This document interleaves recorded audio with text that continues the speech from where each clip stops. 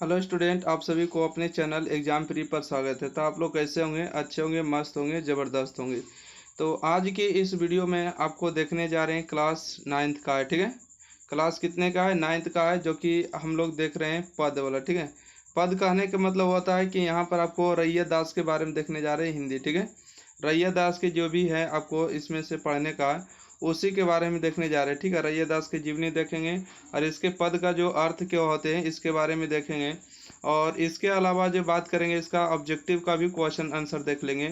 और इसी वीडियो में हम लोग देख लेंगे थोड़ा सा इसका क्या कहते हैं इसको, क्वेश्चन आंसर भी देख लेंगे। ठीक है, तो आज के इस वीडियो में आपको कंप्लीट जो है 9th का जो चैप्टर नंबर 1 है पद, ठीक है, आपको कंप्लीट देखने वाले हैं। अगर पहली बार अगर एग्जाम फ्री चैनल से जुड़े हैं तो चैनल को सब्सक्राइब करिए। ठीक है, किसी को भी ऑफलाइन क्लास ज्वाइन करना हो तो स्टडी टेक्निकल क्लासेस रो, ठीक है, आप ज्वाइन कर सकते हैं। मोबाइल नंबर यहाँ पर आप दिया गया है, आप कांटेक्ट भी कर सकते हैं। ठीक है, देखिए बात करें पद रैया दास के बारे में, इसको जीवनी, तो देखिए यहाँ पर जीवनी कहलाते हैं और आपके एग्जाम में भर भर के आपके एग्जाम में पूछे जाते हैं क्वेश्चन को। ठीक है, तो चलिए शुरू से ही देखिएगा। क्वेश्चन नंबर देखिए 1 में है कि रैया दास का मतलब कि जन्म कब हुआ था।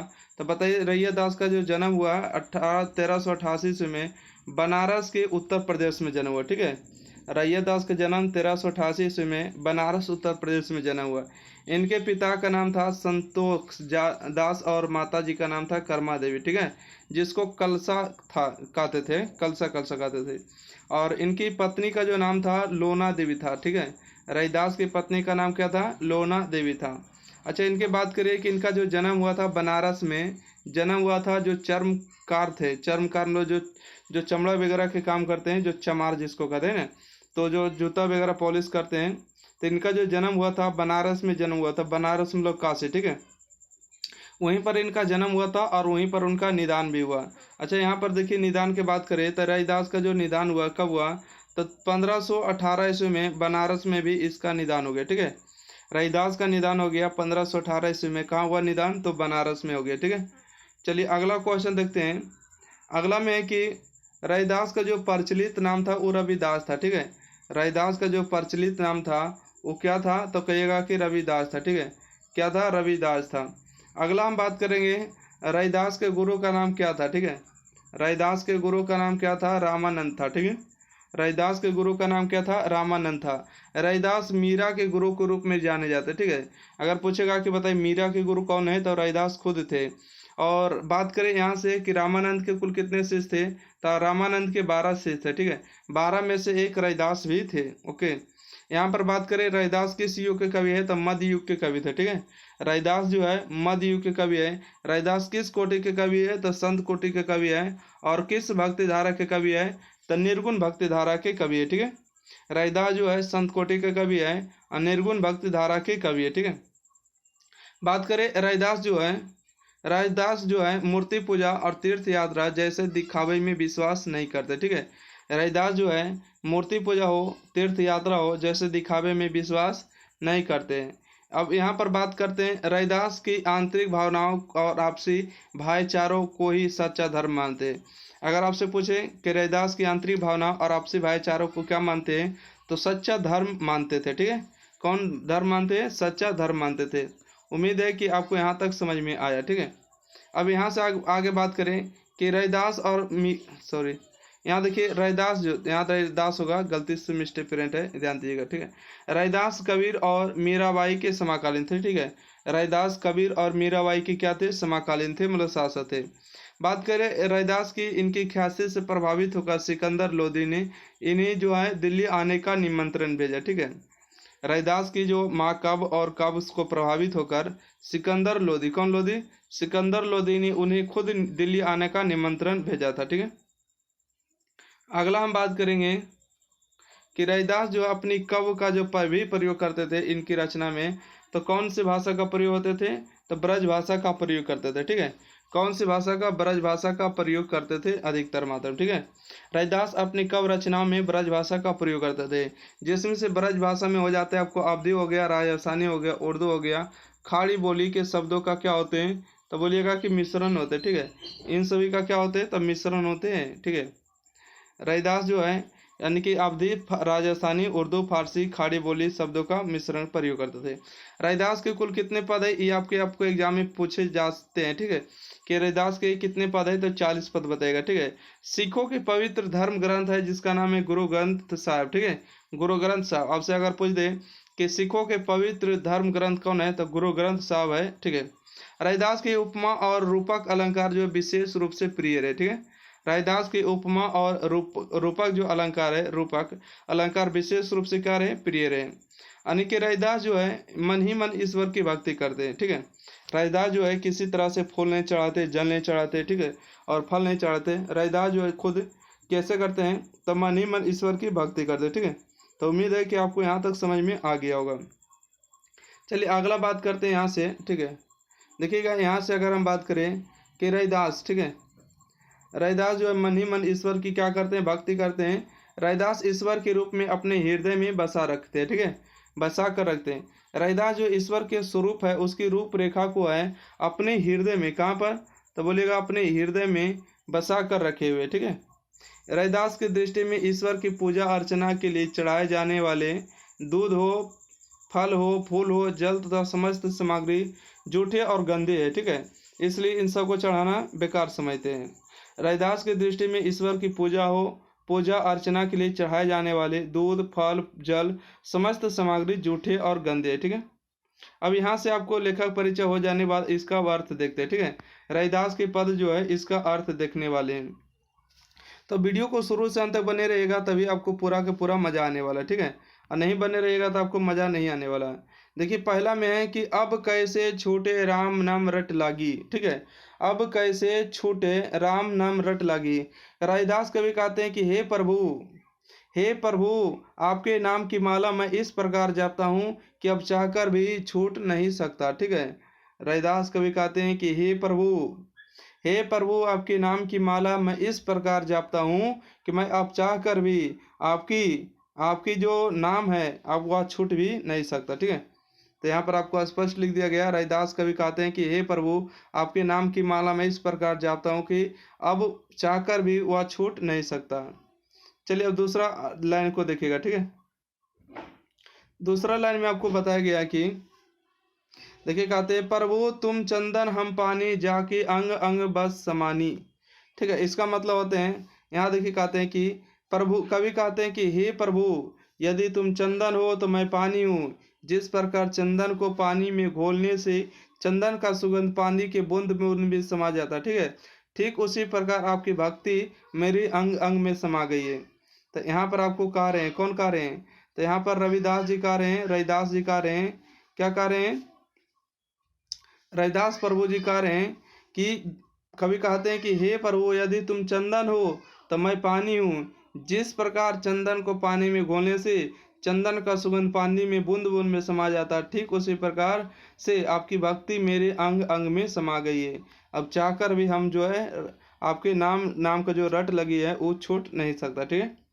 अगला देखिएगा 3 नंबर में कि कहते हैं प्रभु जी तुम घन हम मोर जैसे चितवत चंद चकोर, ठीक है।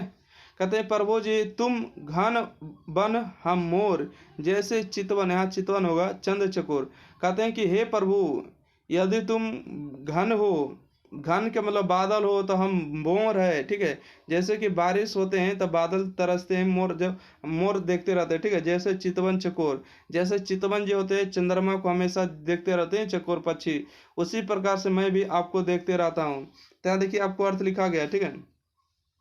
कहते हैं हे प्रभु, हे प्रभु, कवि कहते हैं कि हे प्रभु, यदि आप घन वन है तो मैं मोर हूँ। जिस प्रकार से चकोर पक्षी चंद्रमा को देखता रहता है, ठीक उसी प्रकार मैं इन बादलों को देखता रहता हूँ, ठीक है। तो इसका अर्थ हो गया। चलिए अगला देखिएगा। अगला अर्थ में कहते हैं कि प्रभु जी तुम दीपक हम बाती जाके ज्योति बरे दिन राती, ठीक है। रैदास कवि जी कहते हैं कि प्रभु आप दीपक है, ठीक है, प्रभु तुम आप क्या है, दीपक है, तो उसका हम बाती है, जैसे जाकि मतलब कि दिन रात जलते रहता है, दिन रात बाती बढ़ते रहता है ना। जैसे कि आप पता होगा कि जब कोई दिया बर रहा है तो इसमें बाती भी होना जरूरी होता है। बाती नहीं रहेगा तो दिया को कोई मतलब नहीं, ठीक है। और दिया रहेगा तो बाती का भी महत्व होना चाहिए, ठीक है। तो उसी प्रकार से कवि यहाँ पर लिखते हैं कि कवि कहते हैं कि हे प्रभु यदि आप दीपक है तो मैं बाती हूँ। जिस प्रकार दीपक की बातें दिन रात जलते रहती है, ठीक उसी प्रकार मैं आपकी भक्ति में जलता रहता हूँ, ठीक है। दिन रात आपकी भक्ति में क्या होता रहता हूँ, जलता रहता हूँ। तो आपके इसका अर्थ इतना हो गया, ठीक है।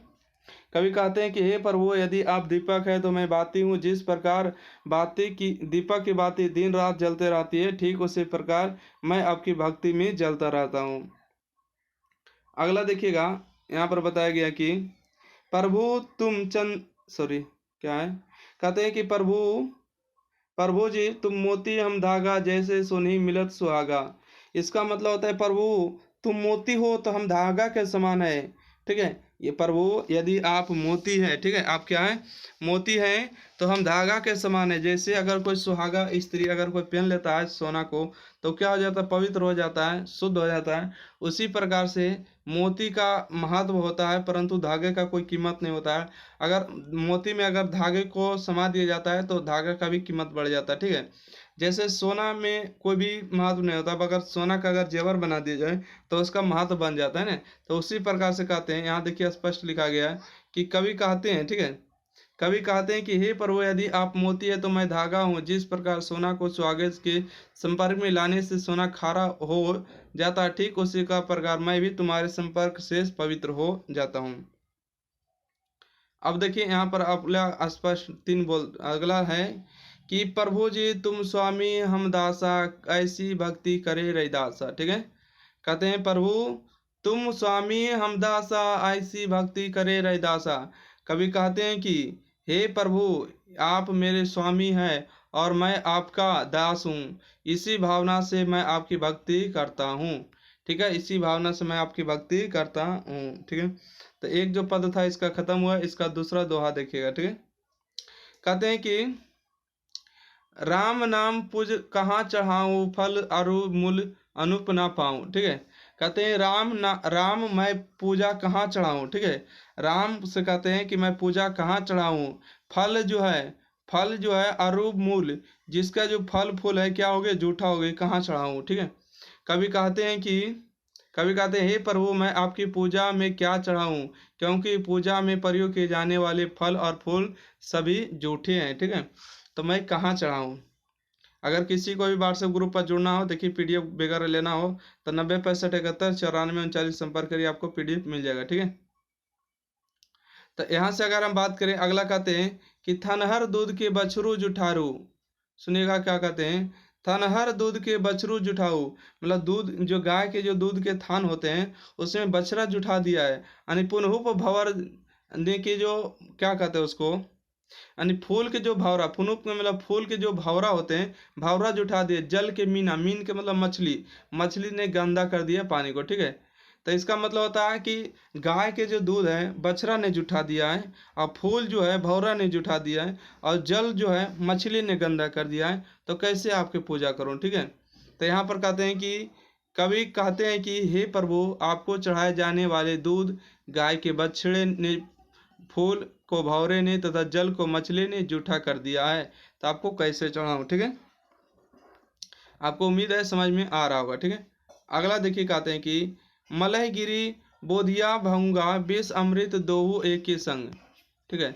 इसका मतलब होता है कि कवि कहते हैं कि हे प्रभु मलयगिरी पर्वत पर चंदन के वृक्ष में जहरीले सांप लिपटे रहते हैं, जिसके कारण चंदन भी विष युक्त हो जाता है, विष युक्त हो जाता है। अब देखिए एक दो और आखिरी बच गए, ठीक है, उसके बाद आपको खत्म हो जाएंगे। यहाँ पर कहते हैं कि मन ही पूजा मन ही धूप मन ही सो सहज स्वरूप, ठीक है। इसका मतलब होता है कि मन ही पूजा मन ही धूप मन ही सेखू सहज स्वरूप। कवि कहते हैं कि हे प्रभु मैं आपकी पूजा अर्चना मन ही मन करता हूँ, आप तथा आपके मन में तथा अपने मन में ही आपके स्वरूप छवि को बसा कर रखता हूँ, ठीक है। अगला क्वेश्चन है कि पूजा अर्चा ना जानू, ठीक है, पूजा अर्चना ना जानू कहा रविदास कवन गति मेरी। कहते हैं कि हे प्रभु मैं पूजा अर्चना नहीं जानता हूँ, मेरी गति क्या होगी आप जानिए। ठीक है, देखिए यहाँ पर आपको कह रहे हैं कि कवि कहते हैं कि हे प्रभु, मैं आपकी पूजा अर्चना की विधि जो है नहीं जानता हूँ, मेरे द्वारा विधि विधान करना नहीं आता, इसलिए मुझे पता नहीं मेरी क्या गति होगी। ठीक है, तो इस तरह से आपको जो है आपका इसका अर्थ और लेखक परिचय समाप्त हो। ठीक है, कितना मिनट हुआ? 15 मिनट हुआ, रहने देते। ठीक है, इसका जो क्वेश्चन आंसर है अगले वीडियो में मिलेंगे। जब तक के लिए वीडियो को लाइक करिए, शेयर करिए, चैनल को सब्सक्राइब करिए। ठीक है, और इसका जो आप लोग देख रहे हैं इसका शब्दार्थ है और इसका ऑब्जेक्टिव है। ठीक है, बहुत सारे क्वेश्चन है ऑब्जेक्टिव, इसको अगर पढ़ लेते तो आपको एक भी नहीं छूटेगा। ठीक है, ठीक है, इसमें 50 क्वेश्चन है करीबन। ठीक है, कितने क्वेश्चन है? 50 क्वेश्चन। 50 क्वेश्चन का आंसर देखेंगे, इसलिए वीडियो को ज़्यादा से ज़्यादा लाइक करिए। इसका पार्ट 2 देखने के लिए डिस्क्रिप्शन में जाइए, आपको खोजिए, इसका मिल जाएगा। ठीक है, धन्यवाद।